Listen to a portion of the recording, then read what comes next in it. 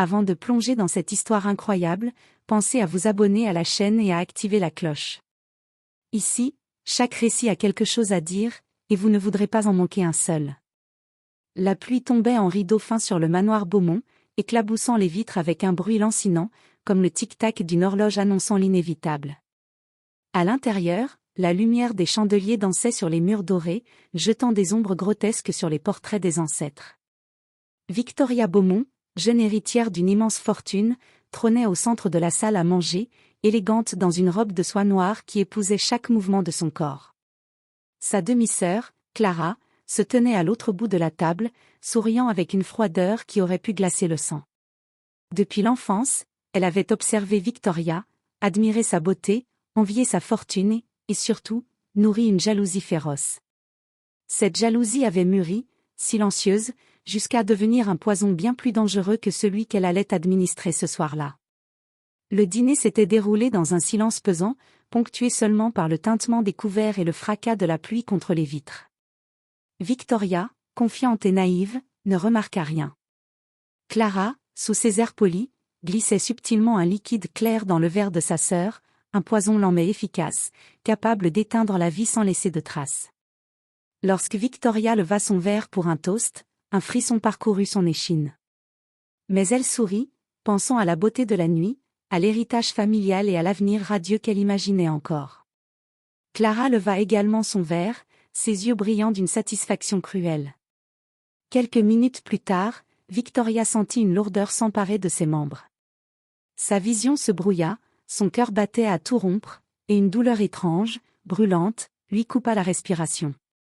Elle tomba sur le sol, tandis que Clara, impassible, regardait le visage de sa demi-sœur se figer dans un silence mortel. Le manoir sembla retenir son souffle. Le cri de Victoria fut étouffé par le grondement du tonnerre. Et quand la vie s'échappa de son corps, Clara sut qu'elle avait gagné. Elle s'empara de ce qui lui appartenait par droit du plus rusé, ignorant que la vraie puissance ne se mesurait pas à l'or et aux bijoux, mais à l'esprit indomptable de Victoria.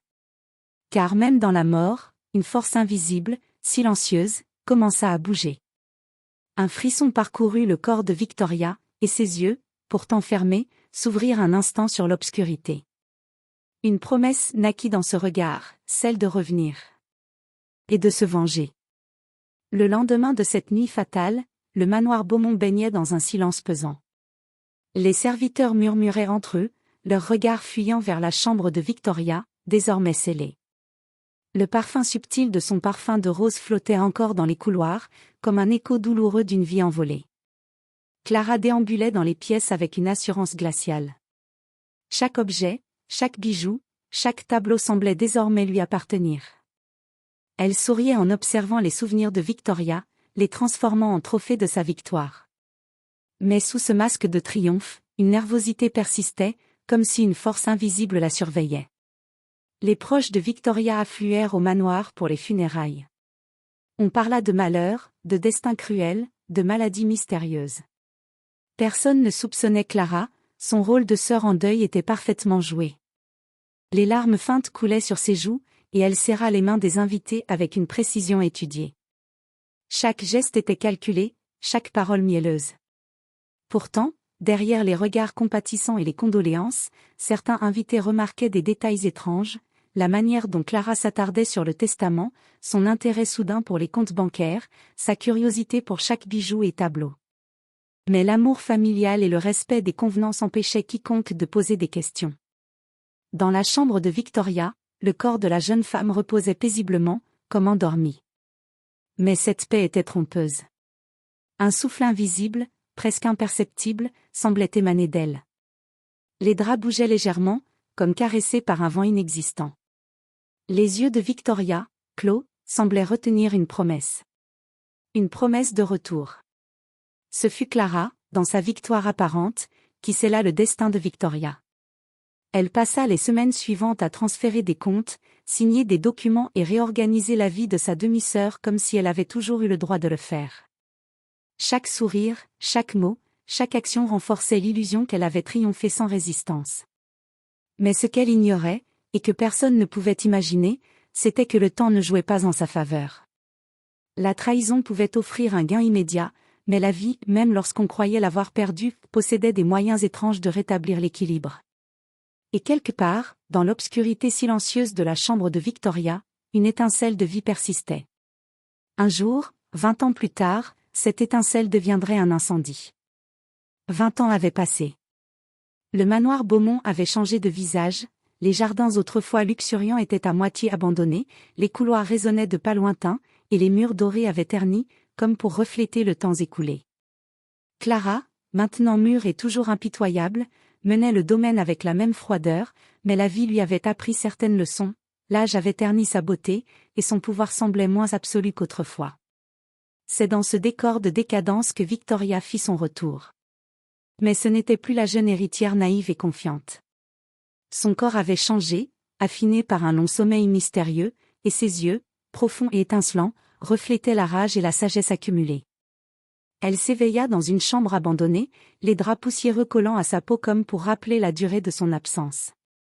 La première inspiration fut douloureuse, l'air semblait chargé du poids de 2 décennies, et chaque battement de son cœur était un rappel de la vie qu'on lui avait volée. Victoria se leva, hésitante mais déterminée.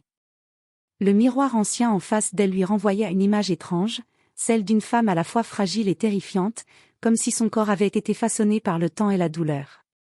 Elle passa sa main sur le visage, reconnaissant les traits familiers, mais ses yeux brillaient d'une intensité nouvelle, une lueur qui ne connaissait plus la peur. Le monde extérieur avait changé. Les rues, les voitures, les technologies, tout semblait étranger et presque hostile.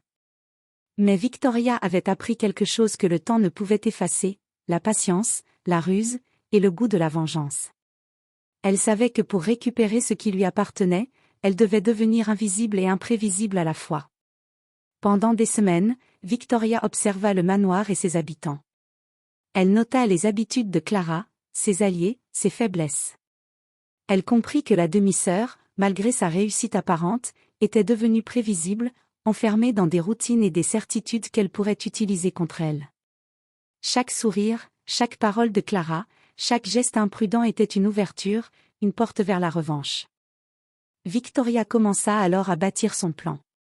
Elle contacta discrètement d'anciens amis de la famille, des témoins oubliés, et même des experts qui pouvaient l'aider à récupérer sa fortune. Son apparence nouvelle lui offrait un avantage, personne ne la reconnaissait. Et tandis qu'elle tissait sa toile, la rage de 2 décennies se transformait en une force méthodique, presque glaciale. La Renaissance n'était pas seulement un retour à la vie.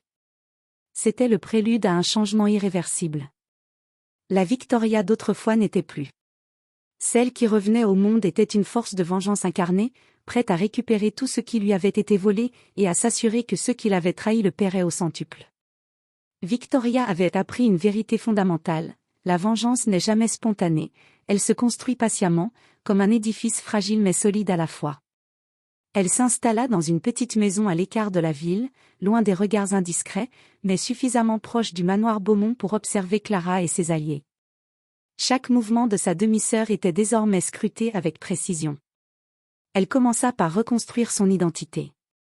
Les documents officiels, anciens contacts familiaux et archives financières furent méticuleusement récupérés. Chaque nom, chaque chiffre, chaque preuve de possession légitime était notée dans un carnet épais, le seul confident de Victoria. Elle apprit à utiliser la technologie moderne, à manier les ordinateurs et les réseaux sociaux, à comprendre les finances et les comptes bancaires, tout en gardant une distance prudente pour ne pas éveiller les soupçons. Puis, elle passa à l'observation directe. Clara, désormais sûre d'elle et de son pouvoir, avait ses habitudes bien ancrées. Le matin, elle parcourait le domaine en inspectant ses biens. L'après-midi, elle recevait les investisseurs et les nouveaux associés. Le soir, elle s'isolait dans son bureau, croyant que tout le monde avait oublié la victime innocente qu'elle avait été. Chaque moment, chaque geste devenait un détail que Victoria pouvait utiliser. Mais la stratégie de Victoria ne se limitait pas à l'observation. Elle commença à rassembler des alliés, des anciens employés du manoir, des partenaires de confiance de la famille, et même certains membres de la société financière que Clara avait cru manipuler facilement. Tous furent intrigués par cette mystérieuse femme, intelligente et calme, mais personne ne savait qu'elle était Victoria Beaumont, l'héritière disparue. Chaque rencontre, chaque conversation était soigneusement orchestrée. Victoria testait la loyauté, la compétence et les faiblesses de ses alliés potentiels.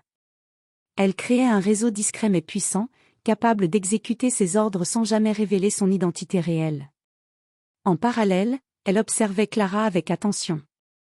La demi-sœur, persuadée que le temps avait effacé toute trace de Victoria, continuait de dilapider la fortune familiale, d'ignorer les dettes qui s'accumulaient et de sous-estimer ceux qui l'entouraient. Victoria nota chaque excès, chaque imprudence, chaque erreur. Tout cela serait utilisé au moment exact, avec une précision chirurgicale. Enfin, Victoria s'entraîna elle-même. Son corps, bien que fragile à son réveil, fut renforcé par des exercices physiques et mentaux. Elle savait que la vengeance n'était pas seulement une question de stratégie, mais aussi de force, de présence et de contrôle. Chaque jour la transformait un peu plus, jusqu'à ce qu'elle devienne cette figure imposante et terrifiante qui allait un jour marcher dans les couloirs du manoir Beaumont sous un nouveau visage. Et tandis que Clara croyait régner en maître sur le domaine et la fortune, une ombre silencieuse se mouvait dans le brouillard de ses nuits. Victoria était prête. La renaissance n'était que le début, bientôt, la vengeance prendrait forme. Le manoir Beaumont semblait paisible, comme figé dans le temps, mais ce calme était trompeur. Ce soir-là, une silhouette pénétra dans la grande demeure, élégante et assurée, portant un manteau sombre qui semblait absorber la lumière des chandeliers. Les serviteurs, intrigués par cette nouvelle venue, la laissèrent passer sans question. Personne ne savait que la femme qui franchissait ses portes était Victoria Beaumont, 20 ans après sa disparition. Clara, dans son bureau, était absorbée par des documents financiers. Ses mains tremblaient légèrement, fatigue ou instinct de culpabilité? Victoria ne le montra pas, mais chaque détail était enregistré dans son esprit, comme une preuve supplémentaire que le temps n'avait pas effacé les faiblesses de sa demi-sœur. Puis Victoria entra dans le salon, ses talons résonnant sur le parquet ancien. Clara leva les yeux, surprise par cette étrangère. « Qui êtes-vous » demanda-t-elle avec un mélange de curiosité et de suspicion. Victoria esquissa un sourire glacé. « Je suis celle que vous avez oubliée. » Clara fronça les sourcils, ne comprenant pas encore. La tension monta d'un cran lorsqu'un ancien serviteur, fidèle à Victoria, entra avec des dossiers et des preuves accumulées au fil des années. Ces documents révélaient les manipulations de Clara, ses dettes cachées, et surtout, son rôle dans la mort de Victoria. La colère éclata chez Clara. « C'est impossible. Victoria est morte, hurla-t-elle, incapable de masquer la panique dans sa voix. Victoria avança d'un pas calme mais décidé. « Vous avez cru que la mort vous protégerait. Mais le temps n'a fait que renforcer ma force et ma détermination. Tout ce que vous avez volé, vous allez le rendre. » Les alliés de Victoria, dissimulés dans l'ombre, commencèrent à révéler les preuves et à rétablir la vérité. Clara avait falsifié les comptes, trahi des partenaires et dépensé des fortunes qui n'étaient pas siennes. Chaque mensonge était exposé, chaque trahison révélée. Les invités, témoins de ce déballage, restèrent figés. La façade de puissance de Clara s'effondrait devant leurs yeux. Terrifiée et acculée, Clara tenta de fuir, mais Victoria, implacable, l'arrêta. « Il est trop tard pour vous. » La voix de Victoria était à la fois douce et terrible, une force qu'aucune trahison ne pourrait plus stopper. Le jugement final tomba, Clara fut déchue de toute autorité sur la fortune, et Victoria, en tant qu'héritière légitime, reprit possession de son domaine et de ses biens. Mais plus important encore, elle avait récupéré sa dignité, sa justice et la paix intérieure qu'aucun poison ni trahison ne pouvait plus lui ôter. Le manoir, baigné par la lumière de l'aube naissante, semblait renaître avec elle. Victoria regarda les jardins, les pièces, les souvenirs de son enfance et de sa vie volée. Elle avait survécu à la trahison, à la mort, et au temps. Et désormais, rien ni personne ne pourrait l'arrêter.